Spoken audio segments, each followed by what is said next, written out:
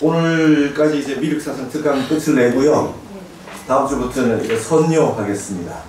책을 한 번씩 다 여기 사셔가지고 돌아가셔서 한번 쭉 보십시오. 이게 그 타너스님 현토본이고요.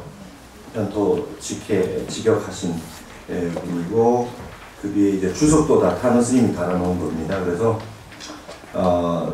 교재로서 쓰기 위해서 스님께서 만들어 놓으신 책이니까 앞으로 여러분들도 우리 타너스님 해놓으신 걸 많이 봐야 됩니다. 새로 자꾸 책을 만들어내고 하지만, 제가 저 경주동국대학교에서도 그 일부를 이 선요를 강의를 했고, 지금 서울의 불교학술원의 불교한문 아카데미 심화과정에서 이걸로 하고 있는데요. 다른 선요 번역본들을 여러 번 참고해서 봅니다. 그 대학원 거의 박사 과정이 있거나 박사 졸업한 분들한테 강의를 하는 거라 많은 판본들을 보기 위해서 이렇게 하고 있는데, 번역이 완전한 게 없어요. 이 타너스님이 이렇게 다 해놨는데도 불구하고 번역이 엉뚱한 게 많이 있어요. 그래서 참 스님이 그때 당시에 혼자서 직접 교정까지 다 보시고, 교정만 6번 보셨다니까. 글자 틀린 거 없이 하기 위해서. 그래서 직접 내가 번역을 하고 일일이 챙기고 여러 제자들을 번갈아 가면서 교정을 보게 해서 내가 안 보이는 것들을 찾아내게 해서 이렇게 만들어낸 책이기 때문에 심혈을 기울인 책이기 때문에 우리가 이걸 보는 게 좋겠다. 그래서 이걸 선요를 다음 주부터 하겠습니다. 이 선요는 참선선자의 요체, 참선의 요체입니다. 참선의 요체. 그러니까 우리가 그 참선하는 모든 분들은 선요를 보셔야 돼요. 기본 선요를 보셔야 되는데, 선요가 이게 얇죠. 책이 별로 안 두꺼워요. 이게 전문입니다. 근데 아주 짧지만은 내용이 어려워요. 내용이 어려워서 쉽게 보기 쉽지가 않습니다. 근데 이제 여러분들 지난 해에 우리 다 같이 선문 용송도 같이 보셨잖아요. 이제 중간중간에 여인 출정화 화두, 조주무자 화두 이런 게 막 얘기가 그냥 막 나와요. 그냥 지나가는 말로. 그러니까 이제 그런 걸 다 일일이 설명을 하려면 공부가 많이 된 분들에게 할 수밖에 없죠. 그래서 여러분들은 이제 다 준비가 됐다고 보고, 선요라고 하는 거는 이제 지난번 선문 영송은 어떻게 화두 공안을 어떻게 우리가 읽을 수 있고, 어떤 공안들이 있고, 어떤 관문들을 통과해야 그 견성했다고 하느냐 중요한 그 향상구 공안들을 본 것이고요. 선요는 참선 어떻게 할 거냐, 참선 어떤 마음가짐으로 어떤 식으로 해서 어떻게 할 거냐. 이건 이제 대상이 모든 참선에 관해서는 여기에 다 원리가 다 해당하리라고 봅니다. 근데 특히 여기에 다루고 있는 것은 이제 화두 참선입니다. 화두 참선은 화두를 들고 어떻게 참선을 해야 되느냐라고 하는 것에 대해서 자세하게 핵심이 나와 있어요. 관심 많으시죠? 네. 네, 그래서 우리가 이제 원래 시작을 하면서 이제 선문 염송을 작년에 했고, 올해는 다시 이제 원력을 좀 크게 하고 불자로서 이게 이타행, 우리가 뭔가 좀 불자로서 세상에 좀 요익행을 해야 되겠다. 좀 이익이 되는, 남에게 도움이 되는 사람이 되고, 큰 우리 불자들의 목표의식을 가지자고 하는 의미에서 불교 역사와 같이 보기 위해서 이제 우리 지금 미륵사상을 보고 있는 것이고, 그러고 나면 또다시 이제 우리가 해야 될 바는 또 수행이잖아요. 그래서 선요를 한번 보는 것으로 그렇게 하겠습니다. BTN 불교TV에서 몇 년 전부터 자꾸 강의를 해달라고 그래서 했는데, 지금 이제 코로나 때문에 또 중간에 쉬었다가 선요를 하겠다고 그러는데, 지난주에 연락이 왔어요. 그 안에, 불교 TV 안에 이 커뮤니케이션이 잘 안 됐나 봐요. 선요를 하고 있는 스님이 한 분 계셨다는 거야. 코로나 이전부터. 그래서 그걸 이어서, 다른 걸 하시다가 이제 선요를 시작을 했다. 막 시작을 했다 그래서 또 이거를 방송에 내보내긴 힘들 것 같아. 그래서 이거는 이게 촬영하지 않고 우리 선원에서만 정진하는 걸로 하고, 이거를 대신에 BTN에서 계속 저한테 요청을 했던 게 탄어 사상을 해달라고 그래요. 탄어 사상을 해달라는 게 이게 이제 우리 국민들이 너무 모르고 있다는 거죠. 그리고 이제 제가 이제 논문 쓴 내용이 유교, 도교, 불교, 뭐 기독교, 선, 화엄, 주역, 뭐 노장 다 있으니까 그거를 어떻게 불교적으로 해석했느냐 하는 게 타너 스님 사상이니까 그걸 한번 해줬으면 좋겠고, 그 다음에 요즘 항상 한참 많이 나오는 얘기가 막 유튜브 같은데 막 타너 스님에 대해서 너도 나도 막 이제 예언가라는 식으로 막 올라온다는 거예요. 그래서 너무 이렇게 되면 안 된다는 거죠. 정확하게 좀 저기를 스님이 좀 해줬으면 좋겠다 이런 얘기를 해서 타너 스님이 예언이란 말을 쓰지 않았어요. 노스트라다무스 같은 예언을 하는 그런 게 아니다. 역학적으로 미래를 예지한 거다.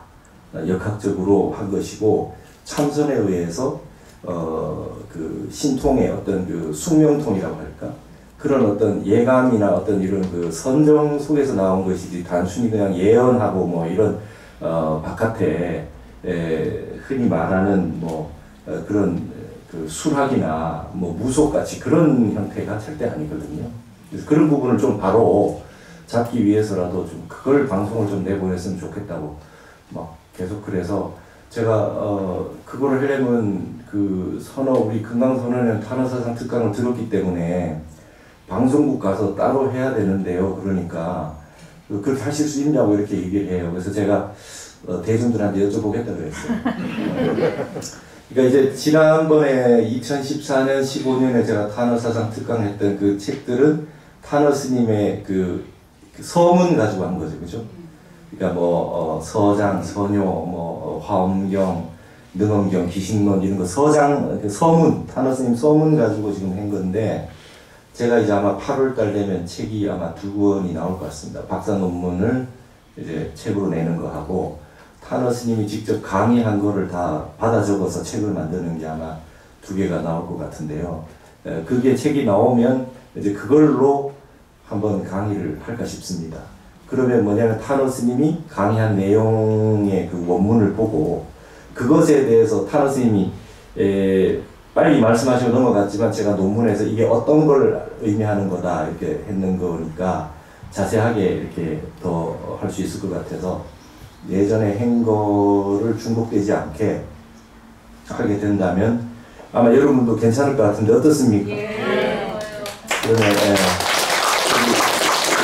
이제 여러분들도 보시고 그 다음에 우리 불자 여러분들도 전체가 한국 불교 그 다음에 동양학 전체의 핵심 뭐 이런 것들을 한번 보실 수 있을 것 같아서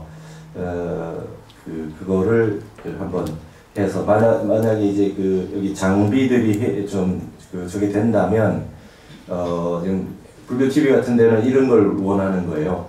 타너 스님이 말씀하시는 그 법문을 이렇게 한 패러그래프 같이 이렇게 딱 내는 거죠.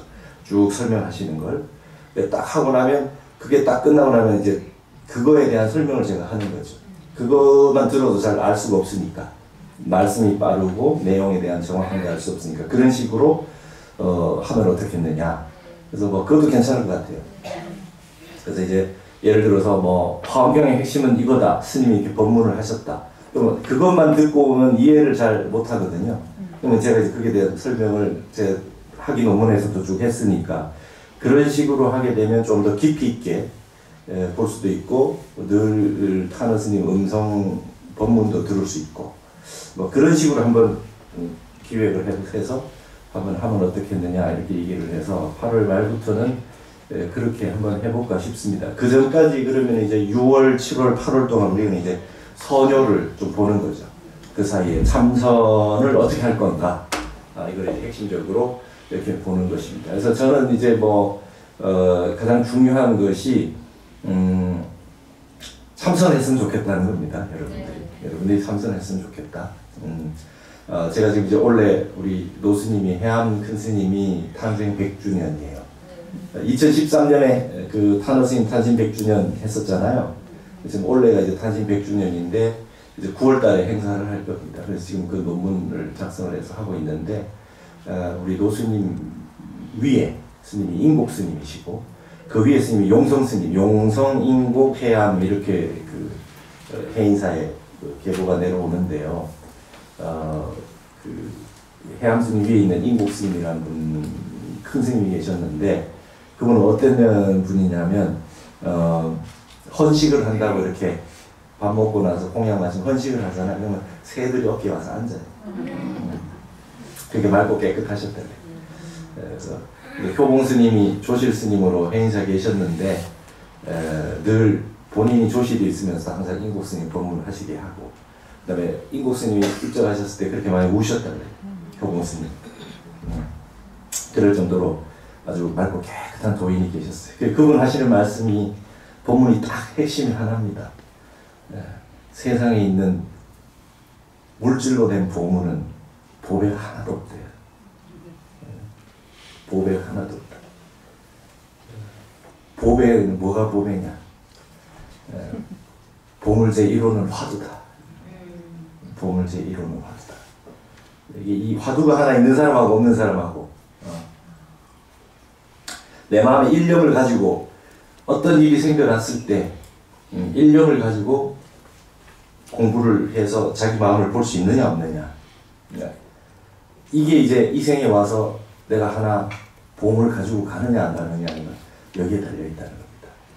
그러니까 이제 뭐 화두이든 아니면 예를 들면 사국이든 연불하는 연불하는 그 아미타불이든 남아미타불이든 그거든 다간이든 어떤 상황이 나에게 딱 닥쳐졌을 때, 한 마음이 일어났을 때 그 마음을 회광반조할 수 있는 일념으로 들 수 있는 자리가 있느냐, 그게 이제 가장 중요한 겁니다. 공고의 지시에 이게 우리가 사는 게 항상 마음을 가지고 삽니다. 근데 이게 이제 복고고요. 복고와 혁신이 이렇게 얘기를 합니다. 예. 근데 동양은 항상 옛것이라고 하는 게 이상향으로 이렇게 주어져 있어요. 예상향으로 주어져 있어요. 근데 여러분, 이 옹고이 지신이라고 하는 거에 대해서 우익지육선사라는 분이 중국의 지육선사가 주석을 어떻게 달아놨냐면,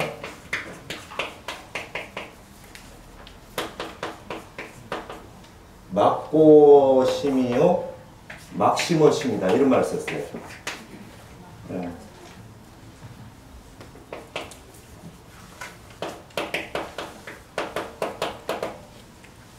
마음에는 옛것도 없고 마음에는 새것도 없다. 그렇죠? 근데 이거 또 다르게 해석하면 뭐 보다라고 해석했어요. 비교급으로. 그죠? 다르게 해석할 수 있어요. 마음보다 옛게 없고 마음보다 새게 없어요.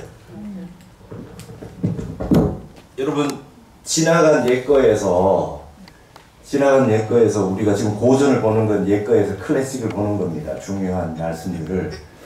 그러는데 옛날이라고 할 때 이 복고라고 했을 때 우리나라 동양의 복이라는 뜻은 회복한다는 건 뭐냐면 복성입니다. 근본 성품.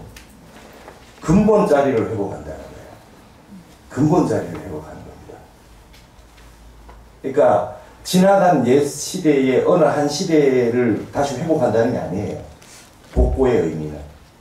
그 고라고 하는 거는 근본 자리를 회복한다는 거예요. 근본 자리를 회복하는 겁니다.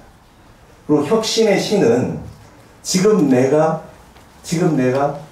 살고 있는데 이게 근본 자리에서 벗어나서 딴 데로 가고 있을 때 이걸 다시 깨부수고 근본으로 들어오면서 앞으로 나가는 겁니다.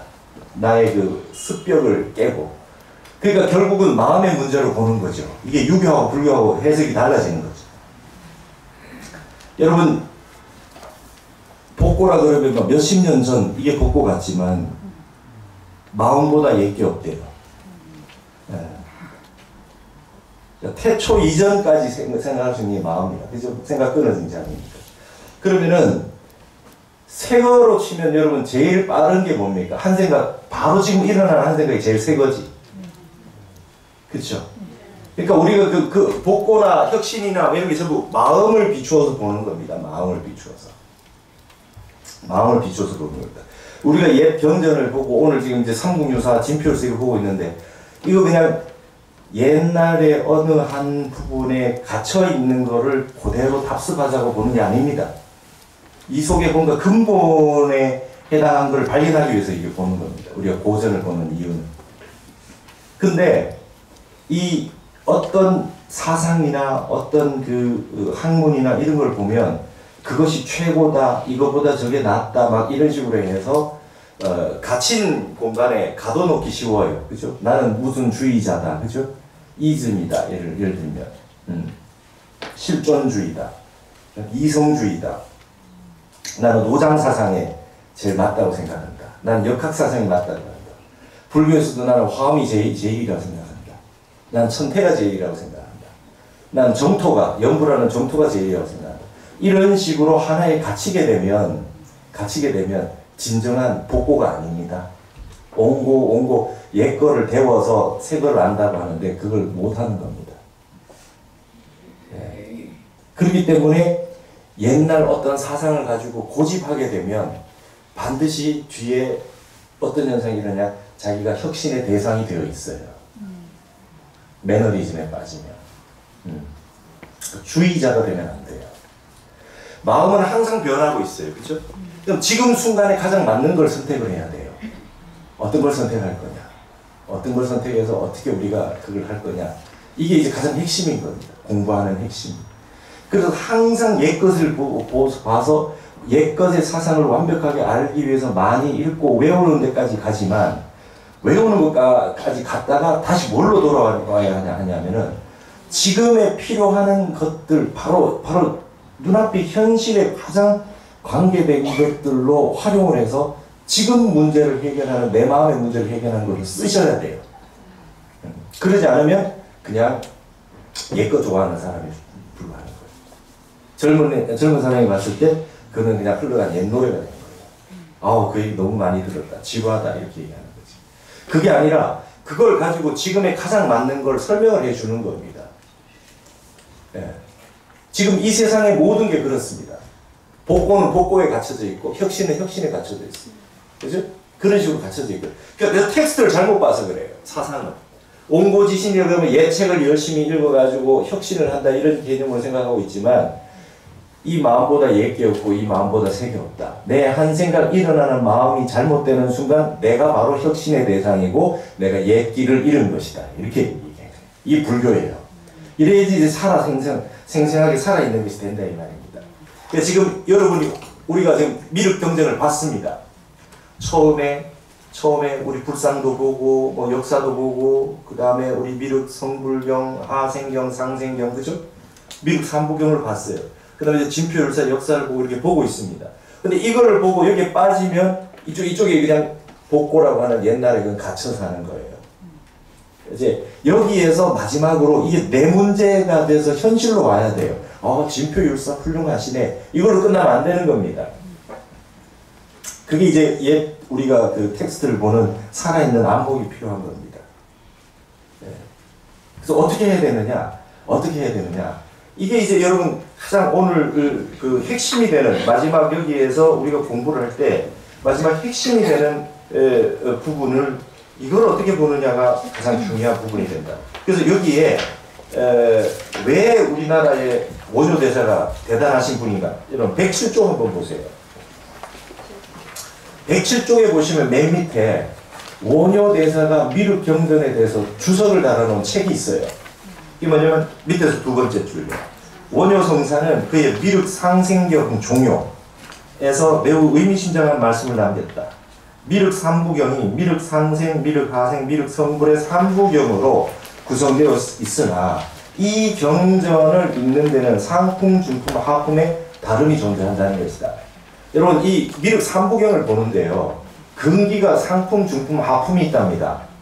이 경전을 보고 옛 거를 보고 어떻게 이걸 바라보느냐라고 하는 게 사람들마다 근기가 달라진대요. 자, 하품의 중생들은 어떻게 보냐? 미륵 하생에 대한 신앙을 가진다. 하품은 나는 내 능력으로는 뭐 도솔처럼 갈 자신도 없고 성불할 자신도 없고 빨리 그냥 미륵이 이 땅에 오셨으면 좋겠다. 빨리 좀 제도해 주세요. 빨리 오세요. 메시아여 빨리 오세요. 이렇게 한다는 하품은. 똑같은 경전을 읽고도. 자, 중품은 뭡니까? 미륵 상생의 실현이에요. 중품은. 내가 이 생에 미륵이 안 오시더라도 내가 십선법을 닦고 열심히 정진해서 도솔천에 가서 이 생에 미륵이 안 오시더라도 내가 도솔천에 가리라. 미륵이 계신 곳에 가리라. 수행을 안 하면 못 가니까. 선업을 짓고 수행을 잘 못하면 못 가니까 내가 도솔천으로 가리라. 이게 중품이래요. 이것도 미륵이 여전히 계신 거예요. 그 다음에 여기에서 이제 원효대사의 위대함이 나와요. 상품은 뭐냐? 미륵을 이 생에 친견하는 것이다. 미륵을 이 생에 친견하는 거예요. 어디서 친견합니까? 어디서 친견합니까? 내가 선불하는 거예요. 내가 선불하는 겁니다. 그렇죠? 내가 견성선불을 하겠다는 거예요. 내가 부처가 되겠다는 거지. 내가 미륵을 만나고 뭐 하고는 그게 중요한 게 아니라 내가 수행을 해서 내가 미륵같이 선불하겠다는 거예요. 상품은 나도 그와 같이 되어야 되겠다. 이제 이게 미륵 경전을 보는데 상품의 가장 우수한 미륵 경전을 보는 이 복고의 정신이 없으면 뭐가 되냐면 이제 미륵 쫓아다니기를 하는 겁니다. 온 동네를 쫓아다니면서 이제 전파를 하는 거죠. 미륵이 오신단다. 뭐 우리한테 와라. 뭐 공부 배우러 와라. 이렇게 하고 있다고.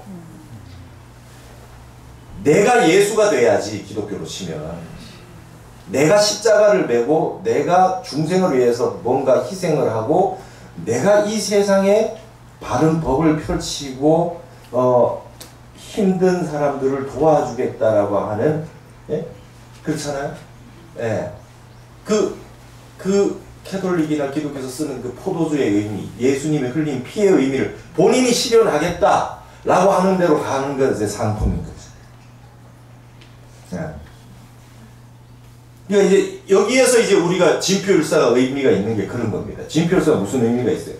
내가 수행을 해서 미륵을 만나서 미륵에게 수기를 받고 그대가 앞으로 도솔천에 가리라. 미륵과 같은 동격의 수준으로 수행을 인정받는 데까지 간 거잖아요. 그래서 그분이 이 세상에 미륵이라고 하는 그 막연한 미륵을 눈앞에 확 보여주게 만들어줬잖아요.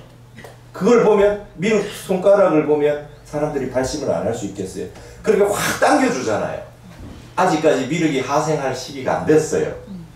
그 다음에 모든 중생들이 도솔천에 가서 미륵을 만날 수도 없을 수도 있어요.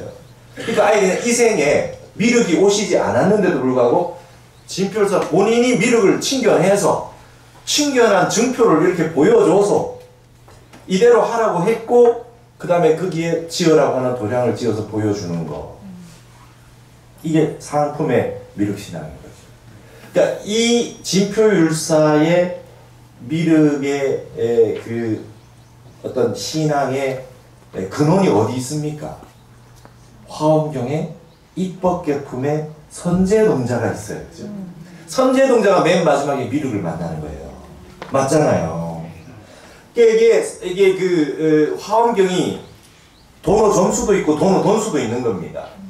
낱낱이 53 선지식을 낱낱이 한 분 한 분 다 만나러 가서 10주, 10행, 10회양, 10지, 등강, 묘가까지 가는 과정을 하나하나 점차로 겪기 때문에 도노 점수가 되겠죠. 그러나 이거를 말이죠. 수십 생 거쳐서 삼아승직업을 닦아야 성불한다라고 했던 소승불교가 아니라 한 생의 끝을 내잖아요. 선제동자가 스님도 아니고 일반 어린 아이인데 한 생의 끝을 내니까 그걸로 보면 돈수가 있다.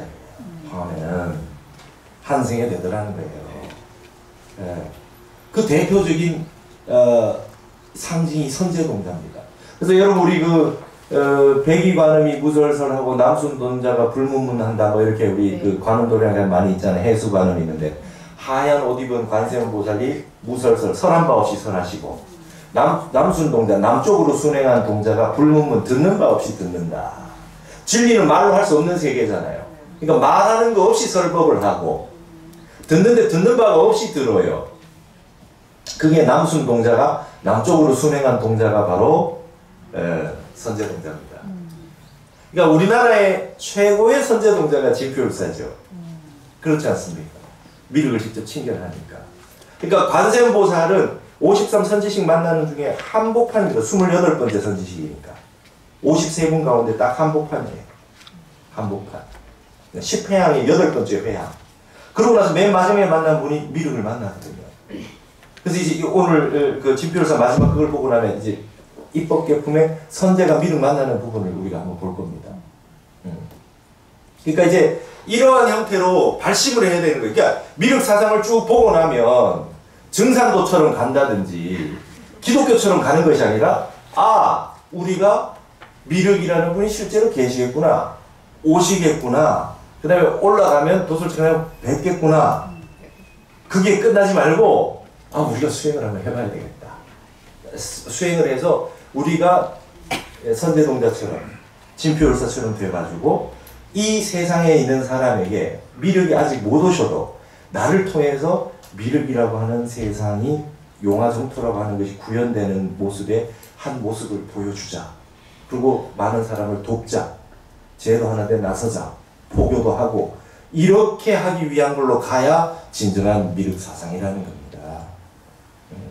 그러면 이 의타, 남에게 의지하는, 그 다음에 자기 자신을 이롭게 하는, 그렇죠? 이 두 가지가 구족되는 거 아니냐 이거예요. 아시겠죠?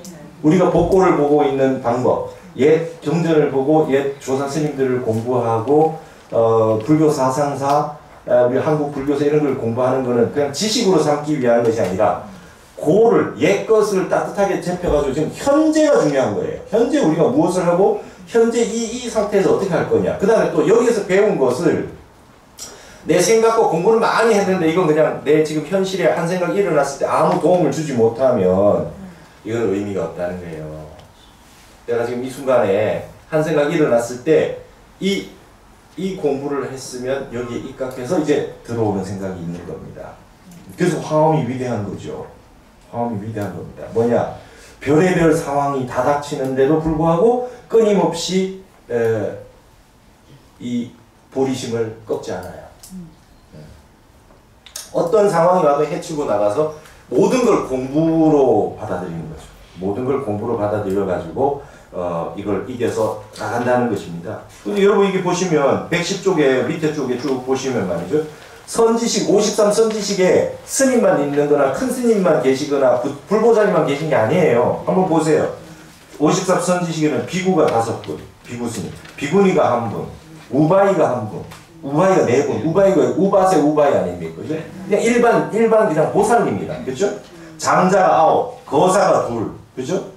그 다음에 천신 하나, 여신이 10명, 천녀, 바라문 2, 선인, 이게 신선도 닦는 분 같은 경우죠. 그죠? 왕이 2이 있고, 선생이 있고, 동자, 동료가 있어요. 어린애한테 배워요. 순수무결한. 백사공한테도 배우고. 외도도 배웁니다, 외도. 외도도 스승이 돼요. 변행 외도 있잖아요, 변행 외. 유녀가 있어요. 술집에 있는. 그 다음에 시달다 태자비가 있어요. 그 다음에 태자모가 있어요. 부처님의 어머니, 부처님의 부인 다 마야 부인하고 그죠? 전부 다 어디에 있습니까? 등각보살이 있어요. 등각보살. 네. 그러니까 여러분 이게 이러고 나서 맨 마지막에 미륵을 만나는 거예요. 이분들의 공부를 다 거쳐서 이제 마지막 공부의 완성으로서 미륵을 만나는 겁니다. 네. 이 메시지가 중요하다고 봐야 되죠. 세상의 모든 사람이 나의 스승 아님이 없고 모든 경우의 수가 공부 상황 아닌 것이 없다. 이게 이제 화엄의 메시지일 겁니다. 그래야 모든 사람이 다 나의 스승이 될 수 있다는 건 이 세상 모든 분이 불성을 다 가지고 있으니까 본래 부처니까 가능하겠죠. 네. 그렇게 돼야 될 겁니다. 세상 모든 사람들이 불성을 가지고 있다 그래 놓고는 스승은 한두 명밖에 없어. 그러면 이제 말이 안 맞지 않습니까? 세상 누구나 다 나의 스승이 될 수 있다. 반면교사가 된다. 잘하면 잘한 대로 못하면 못하는 대로. 근데 누구나에게 다 나의 스승이 될 자격이 있다. 공자의 제자 자로가 아무리 이상한 사람이라도 좋은 말을 해주면 절을 했대요. 왜 그러십니까? 저 이상한 사람, 저 사람은 그렇다더라도 저 말에 절을 했다. 저 말에. 훌륭한 말에. 저 말은 버릴 수 없다. 그 좋은 말 들었다. 절을 했대요. 이게 이제 우리 배움의 자세입니다. 누구나 나의 스승이 될 수 있다. 그래서 이제 이 위대한 진표율사라고 하는 분이 우리나라에게 이런 메시지를 줬기 때문에 우리나라가 이제 이 선제 동자의 나라고 화엄의 나라가 된 거예요. 선제가 미륵을 만나듯이 진표가 미륵을 만났고 그 장소가 바로 한국이 됐다. 화엄경 입법계품의 마지막 미륵을 만나는 장소가 한국이 됐다. 이제 그런 형태가 우리가 보고 있는 이 양상이 된다 이거죠. 그래서 우리가 그 복괴 주역에 복괴가 있고 혁괴가 있어요. 주역에 복괴가 있고 혁괴가 있어요. 그래서 제가 이거를 예전에 화계사에서 강의를 이게 복괴라고 하는 게 이렇게 돼 있어요.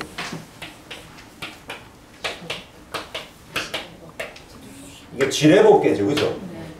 네. 이게 지뢰복괴입니다. 복괴라고 이게 걔가 이렇게 보는 거 아닙니까? 밑에서부터. 여기에 이제 그 상징으로 음효는 좋지 않은 거, 양효는 좋은 거 이렇게 그냥 상징으로 봅니다. 근데 여기에서 말이죠. 이게 오기 전에 본괴가 한번 오죠. 본괴가. 그 다음에 이게 오기 전에는 여기에 이게 쭉 밀려가가지고 양이 일로 밀려 떨어져서 아무것도 없다가 여기 양이 하나 생깁니다. 이게 이제 박괴라 그래요. 박괴. 우리가 박피 수술한다는 박괴입니다. 위에 맨 마지막에 양이 이제 하나가 달랑 남았어요. 이게 나쁜 세력들이 점점 올라. 여러분 인간이 우리가 살아가는 그 과정 속에서 시간은 계속 변화하지 않습니까? 계속 변화하는데 뭔가 세상이 세상이 안 좋은 기운이 점점 나와가지고 이 좋은 기운이 싹 사라져서 암흑세계가 한번 될 때가 있죠. 그럴 때가 있어요. 그래서 요 마지막 부분을 석가불식이라고 이렇게 해놨어요. 아주 좋은 과일은 먹지 않는다. 맨 나무 위에 있는 그 열매를 그대로 놔두는 겁니다. 그렇죠? 이게 이제 선비들이 이게 많이 써요. 이거 석가불식이라고. 부채 같은데 딱 써가지고 가지고 다니는 거예요. 세상이 어두워졌어도 마지막 선비로서의 지조와 절개를 끝까지 가지고 있는 게 이게 이겁니다. 그리고 자기는 알아요. 언젠가 떨어져 나갈 거라는 걸. 자기가 뜻을 다 못 이루고 떨어져 나갈 걸 알아요. 그럼에도 불구하고 뜻을 굽히지 않아요. 석가불식이래. 우리가 석사 논문할 때 석사 쓰잖아요. 그럼 이제 공개가 돼요. 공개가 되면 한번 어두운 암흑이 옵니다. 그러고 나서 다시 여기 복개가 오죠. 그죠? 양이 하나 생겨납니다. 그럼 이제 다시 이게 올라오겠죠. 양기가 올라오고. 이걸 이제 불원복 이렇게 얘기합니다. 네. 불원복. 머지않아서 다시 회복되리라. 무엇이? 근본 선풍자리라. 복성입니다. 복성. 네.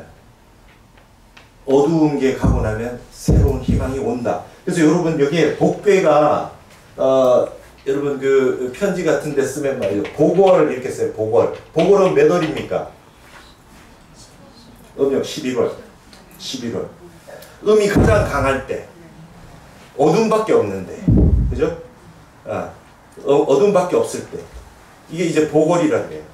복월이라 그러고 이 복월에 이미 아무것도 없는 가장 음할 때가 벌써 양기가 생겨났을 때다 이렇게 얘기하는 거죠. 네. 그래서 이게 이제 점점 생겨납니다. 이렇게. 이게 복괴예요. 이게 이제 이 혁괴라고 하는 거는 이 가죽혁자입니다. 우리 가지고 있는 가죽. 네. 그래서 여러분 혁괴는 소위는 얼굴만 바꾼대요. 소위는 얼굴을 바꾼대요. 네. 변면이래. 혁면이 얼굴을 바꿔요. 속은 안 바꿔. 바뀐 척해요. 이게 가짜 진보야. 겉으로만 외치는 말과 언어, 표현 이런 것만 다 바꿔. 근데 군자는 말이죠. 군자는 어떻게 하냐면 표범처럼 바꾼대요. 표범은요 겉은 안 바꾼대요. 속은 싹 갈아버린대요. 얘가 속을 싹 갈아버립니다. 근데 대인은요, 대인은 호랑이처럼 바꾼대요.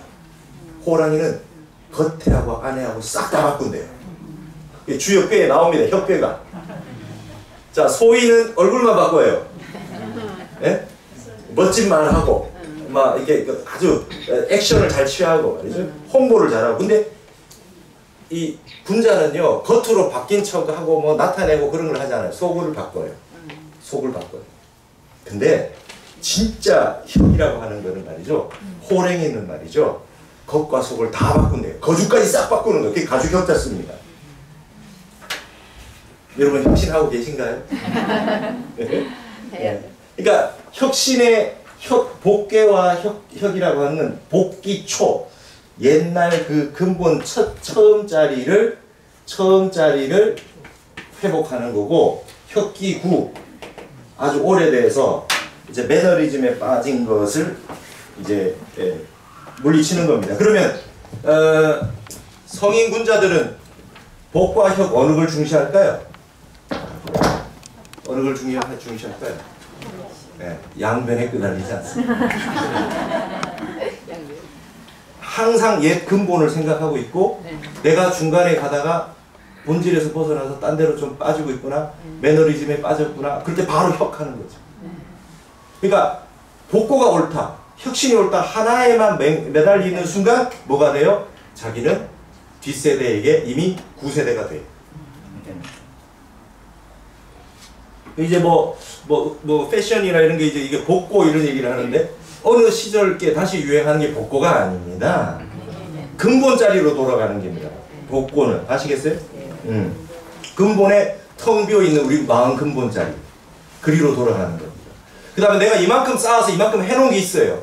그렇더라도 이게 지금 문제가 있으면 바로 호랑이처럼 겉과 속을 싹 다 바꾸는 게 그게 혁입니다. 그게 복괴와 혁괴라고 하는 것을 알고 우리 선비들은, 동양의 선비들은 고와 신, 옛 거와 새 거에 대해서 관점을 가지고 있었다.